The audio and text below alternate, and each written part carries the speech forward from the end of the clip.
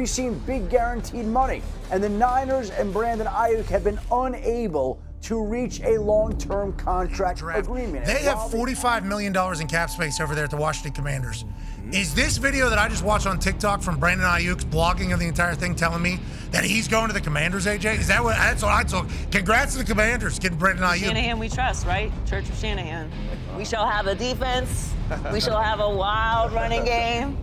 We shall have a Kittle, but we shall not have a starting quarterback. Is what we shall not have, and you will be fine with it. And that is how you're going to live your life as a Niners fan.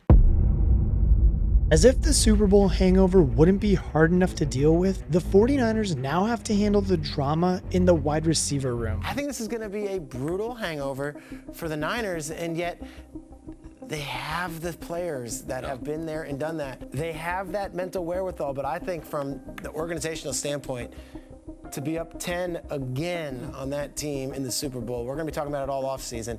I think it is a bitter pill. Brandon Aiyuk trade rumors are blowing up, with the 49ers seemingly reluctant to pay his hefty price tag given the other stars on the roster. And in today's video, we're going to talk about how they could possibly pay Brandon Aiyuk, what might happen to him if they don't pay him, and more importantly, what this means for their rapidly closing Super Bowl window.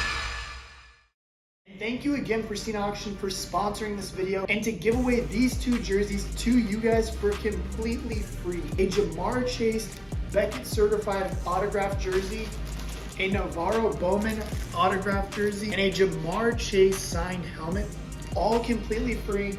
Simply by joining in my Discord link below, that is how you are going to be able to enter and get a chance at winning one of these three items. But for now, Pristine is now offering you $10 off your first winning bid when you use code KRICH for $10 off at checkout. And look, I highly recommend that you guys go and check them out. They are the best place to go and get sports memorabilia. And if you do buy something, submit it in the Discord and I'll make sure to give you an extra entry into one of the giveaways. So like I said, make sure you join my Discord to be a part of this giveaway, and don't forget to use code KRICH at checkout for $10 off your first win. Thank you for Pristine for sponsoring this video and allowing me to do this full time. And more importantly, thank you, the viewer, for watching this. But let's get back into the video. Just a couple of years after stressing about whether Deebo Samuel was going to stay or go, 49er fans are going through it all over again, this time with Brandon Aiyuk. The San Francisco talented ex-wide receiver enjoyed a breakout year in 2023, but his likelihood of repeating that in the 49ers red and gold seems to be up in the air after a recent social media post. Now, as we all know from the past weekend, Aiyuk posted a video of himself talking to his former college teammate and friend Jaden Daniels, who just so happens to be the newly recruited quarterback for the Washington Commanders. What? What happened, bro? They said they don't want me back. I swear. Oh my. And I mean, given the fact that right now Brandon Aiyuk currently is in a contract dispute, you really don't have to guess exactly what he's talking about in that video. And I mean, look, those two already have a very solid relationship, and on top of that, they've already played together. Add in the fact that the Commanders are in the middle of an explosive rebuild right now, it really does beg the question, is Aiyuk gonna head to maybe the Commanders and team up with Jaden Daniels? If the rumors do become true, then the 49ers Super Bowl ambitions will be hugely dented. Like, I mean, Aiyuk is the one player on the team who is an elite separator who can beat man coverage and win downfield consistently. He thrived as Purdy's #1 weapon in 2023, and his departure from the team would be a massive handicap for this offense. And before you jump into the comment section and already start yelling at me about how, oh, they still have Christian McCaffrey, oh, they still have Deebo Samuel, Brandon Aiyuk is a different type of athlete on the field with those two. Now look, we're really going to break this down right now because Samuel is the zone beater of the group, getting the ball in space and rumbling through defenders for additional yards. It's a very important skill set to have on the field, but not as valuable as what Aiyuk brings to the table. Aiyuk's presence on the field means that the defense has to stay honest and respect the danger posed to deeper pockets of the field. His route running is among the best in the league, and he is a reliable target for Purdy in one-on-one situations when nothing else is available. Last year's offense put up the second most points scored per game with 28.6, and that will completely be thrown off if he is traded, allowing defenses to hone in much more on the run and short passing game. And I mean, straight up, it would just be downright dumb of the 49ers to even try to pull the trigger on a Brandon Aiyuk trade. But I mean, we have seen dumber things happen from front offices in the NFL. And I mean, look, even if they do decide to keep him on the team, after showing all of this frustration and kind of just these antics to try to get traded, what does that do to the team chemistry? Like, I mean, this is a crucial year for the 49ers that we're going to go over right now. And if Brandon Aiyuk is going to distract them from their main goal of winning a Super Bowl, maybe it's better that he does get traded then, because it's going to take everything they have to finally cross the finish line after falling short so many years in a row now. Like, I mean, for 49ers fans, this is really going to feel like deja vu after going through the exact same thing with Deebo Samuel 2 years ago. Samuel showed a lot of public frustration towards the team, creating a very strong perception that there was no way he would return. Fast forward a few months now, Samuel signed a shiny new $71.5 million contract with the 49ers,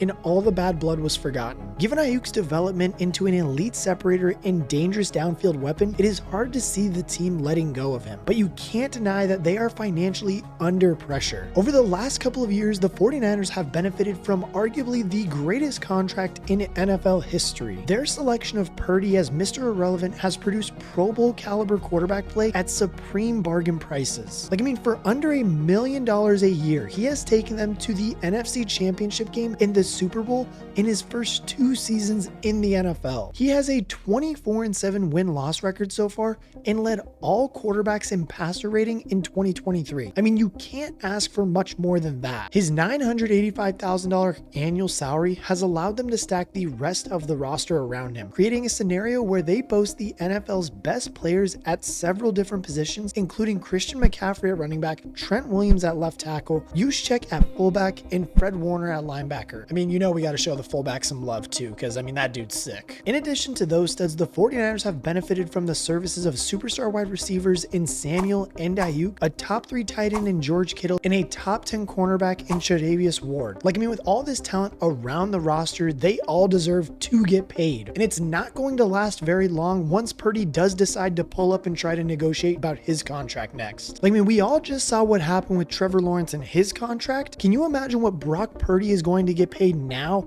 after seeing what him, Jordan Love, and now even maybe Dak Prescott, it's about to get $60 million a year? Brock Purdy's about to get like $1 billion. Lawrence's 5-year, $270 million deal gives him the league's second highest annual salary of $55 million a year, awarded after a 4,016-yard, 22-touchdown season that also featured 14 interceptions and a completion percentage of 65.5%. Overall, this resulted in a quarterback rating of 56.1 according to ESPN. In comparison, Purdy completed 69.4% of his passes, amassing 4,280 yards, 31 touchdowns, and 11 interceptions, earning himself a quarterback rating of 72.8, which led the league. And now, yes, I know that Purdy does benefit from having more stars around him than Trevor Lawrence does, but the numbers are still just so impressive. Like, I mean, if the dude turns out another season along those lines, like I said, they're going to have to give him like $1 billion because of where the quarterback market is going. Of course, the 49ers are hoping that Purdy does just that, but there have to be at least some doubts about whether he is worth it. Like, I mean, there is no denying that he has an incredible resume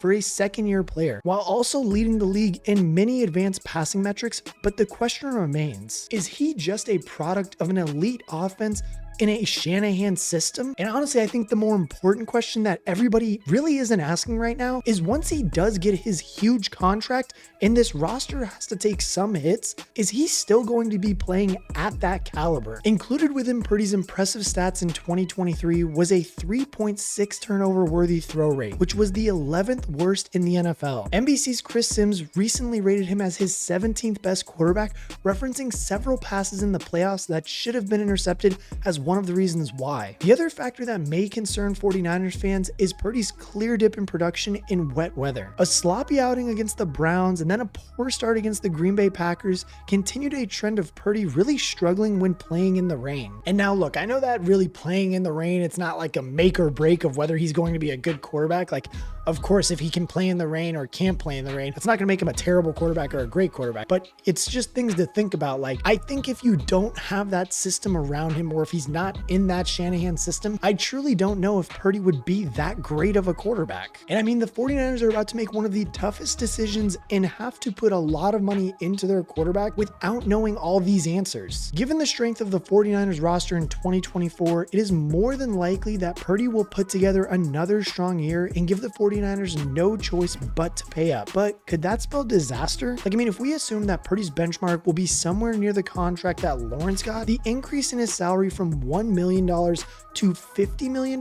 will put immense strain on the 49ers roster, something that they have not had to experience for a few years now. Like, I mean, when you consider the guys that they do have to pay and really aren't going to go anywhere, like Trent Williams, Nick Bosa, and Fred Warner, who are all staples of this franchise and team, there is absolutely no way that they are going to be able to pay Brandon Aiyuk and Deebo Samuel with Purdy's contract and keep them all together. And I mean, not even just counting those guys, but there's going to be other cap casualties that happen because of this contract that they're not going to be able to keep. And honestly, it could cause the offensive and defensive side of the ball to decline a significant amount. And now with all of that in mind, it really does beg the question, is this the final year for the 49ers to have their Super Bowl window open, or has that already closed? I mean, that's a serious question because it isn't just about the financial issues that they're going to have because of this contract, but also because of the several players that are just starting to get older and just age becoming a serious factor now. Trent Williams is now 35 years old, officially an age where retirement is a realistic scenario at any moment. Javon Hargrave on the defensive line and tight end George Kittle will both be 31 by the midpoint of the 2024 season, and Christian McCaffrey is now 28. And he was the Madden cover athlete, so that also everybody has in the back of their mind is thinking the same thing, but I'm not going to say it. And I mean, fans are already very conscious of how quickly it can go downhill for a running back, with countless examples of performance levels falling off a cliff around this age. The team has done a good job of finding some younger talent to nurture over the coming years, but it is these aging players that hold the 49ers Super Bowl hopes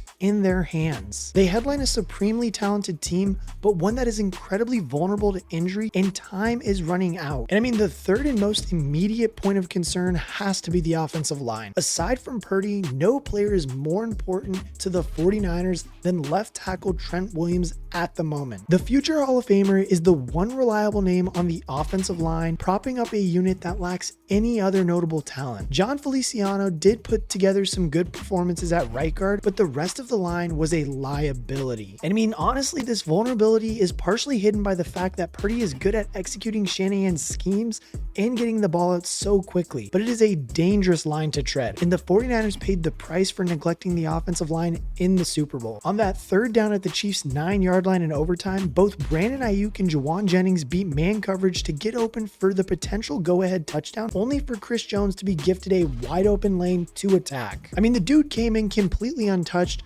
Jones got to Purdy in a heartbeat, forcing the young quarterback to throw the ball harmlessly out of bounds. It could have been the easiest of touchdowns to two different players, instead resulting in a lost play that would be the 49ers' last offensive touch of the game. And I mean, yes, the play from Jones was a pivotal moment, but it was also his easiest of the game. It was a misunderstanding by the right guard that opened up the gaping hole on the offensive line, and Purdy had absolutely no chance. And I mean, yes, for the most part, this offensive unit just kind of glossed over the issues that they had on the offensive line, but when it really mattered in the Super Bowl and just kind of throughout the playoffs, that's where it really stood out. San Francisco surprised many by waiting until the third round to address the position in the draft, and they ended up drafting a competent guard who could have the potential to be an effective starter sooner rather than later. But where was the help at the tackle position? Trent Williams could retire at any moment, and on the other side of the line, Colton McKivitz gave up 9 sacks and 44 hurries en route to a 58.3 PFF grade. Like, I think it might be fair to say, and honestly just a little bit of a shock to everybody, that if Trent Williams gets injured or just the 49ers line gets one injury, they're that one injury away from being one of the worst offensive lines in the league. And even if then Williams does decide to retire after the 2024 season, where does that leave this team then? They would have a $50 million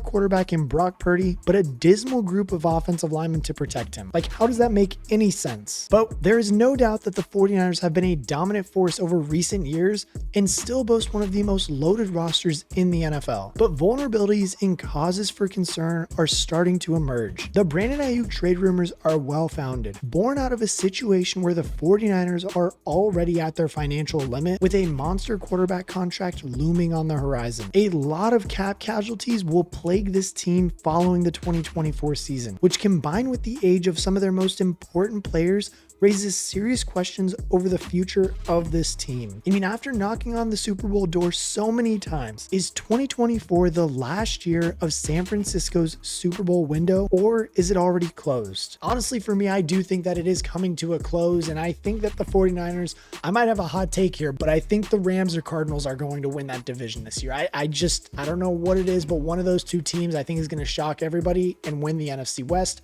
I could be crazy though, and the 49ers could just completely steamroll everybody and go 16-0, 17-0, I guess I should say now.